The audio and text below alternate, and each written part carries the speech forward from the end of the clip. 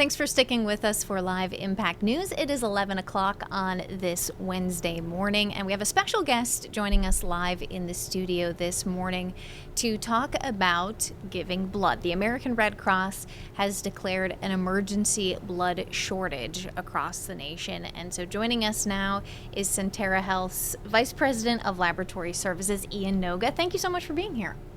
It's my pleasure. Thank you for having me. So talk to me first before we get into the need for blood. What do you do in your role in the laboratory when it comes to blood and maintaining it for the hospital system? So I oversee all 12 of the Sentara Hospital laboratories and the 5 freestanding emergency department laboratories that we have across Virginia and North Carolina. And all of these laboratories have a blood division known as transfusion services or blood bank. And in these divisions in the laboratory, they release the blood products to the ED or the operating rooms for many needs. It can be for trauma services, it can be for cancer treatment, Sure. It can be for many other factors such as anemia management. Mm-hmm.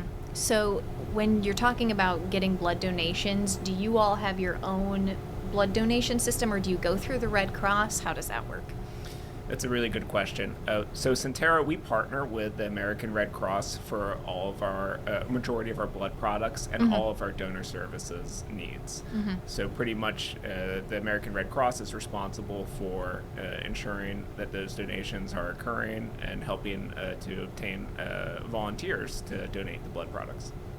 So we obviously know the obvious ways in which blood products are used, for a trauma or something like that. What are some of the ways that hospitals and healthcare professionals use blood products that maybe people don't think of? You mentioned cancer treatment. What else would people need them for? Yeah, so blood products can be used for many reasons. Anemia management is one. It can also be used to help with clotting. Most commonly, folks think of red blood cells when there are bleeding events, but there are blood products such as platelets that can be used in bleeding events or trauma events that help ensure the patient can proceed and get the care they need.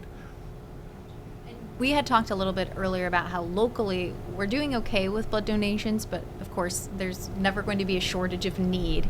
Can you talk a little bit about what blood products you all have the greatest need for and why? Yeah, absolutely. Really, all blood products are important. But blood products that can be used in many situations is, pretty much O negative blood and platelets. So O negative, over 80% of people can just receive an O negative blood in emergency circumstances. So if there's not time to identify blood type, that is most likely what will be provided to you. So we are seeking that, along with platelets. That is a very urgent need, to ensure we have platelets. And something that's really important about this is that blood is not manufactured. It is solely based on volunteer donations across the country.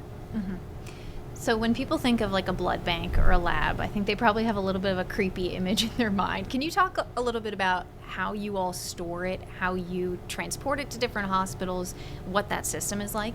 Yes.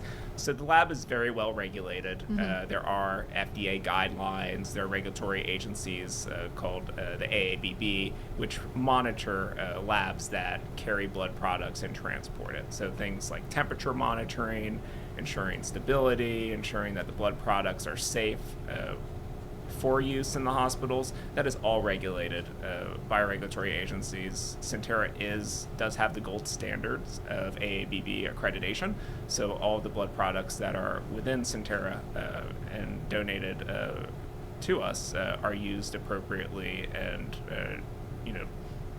delivered in that safe way. So this is known as the summer trauma season. What is that? What does that mean for blood supplies?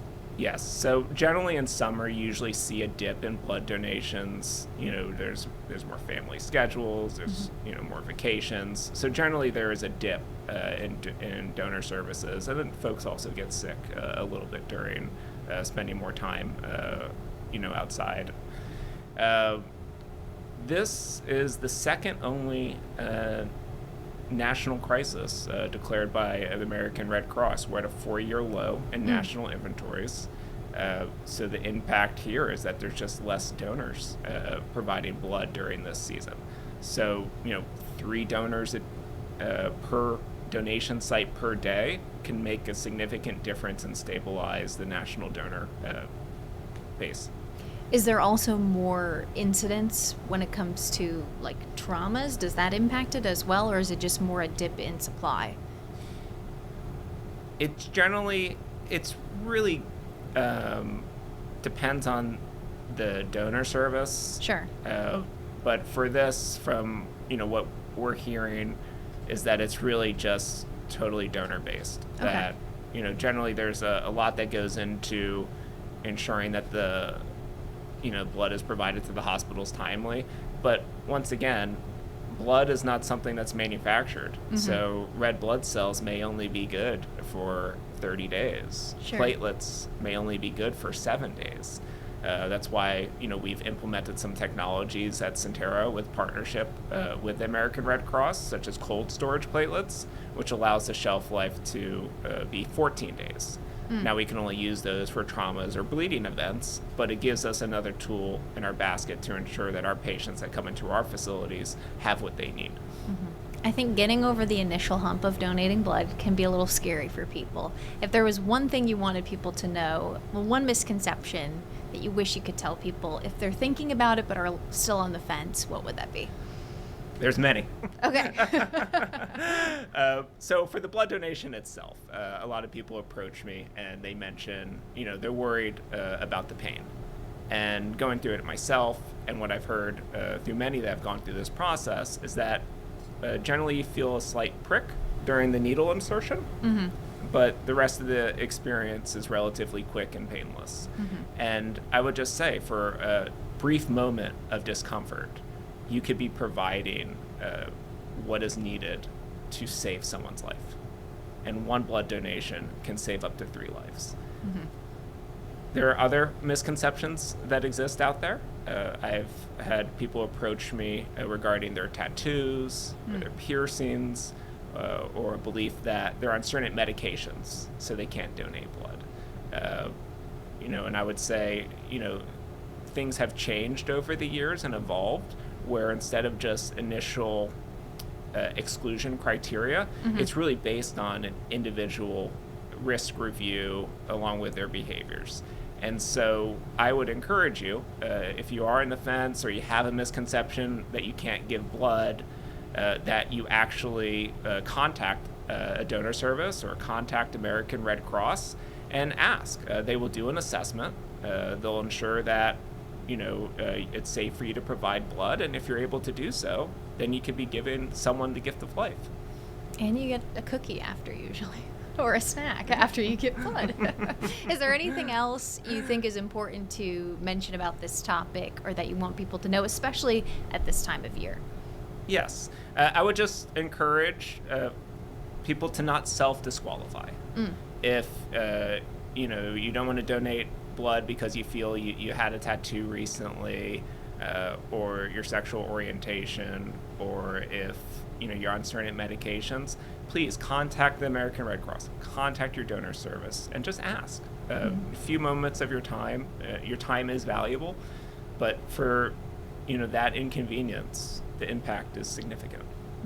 Well, Ian, Noga, thank you so much for being here. All very helpful information. If people locally want to give blood, do you tell them to go to a specific branch or the American Red Cross, or just what's closest to them? What do you recommend? Yes. So any donor service will do. We partner specifically with the American Red Cross, so you're free to go to the American Red Cross website or use their app or call them on the phone. And then you can schedule that appointment. There's many hosted blood drives throughout our communities. There's many in Sentara hospitals that we partner with the American Red Cross with. So there's so many options out there for that works with your schedule to donate when you can. All right. Well, thank you again so much for being here. Thanks for having me. We're going to have more Live Impact news for you coming up in just a few minutes. We're going to take a quick break. We'll be right back.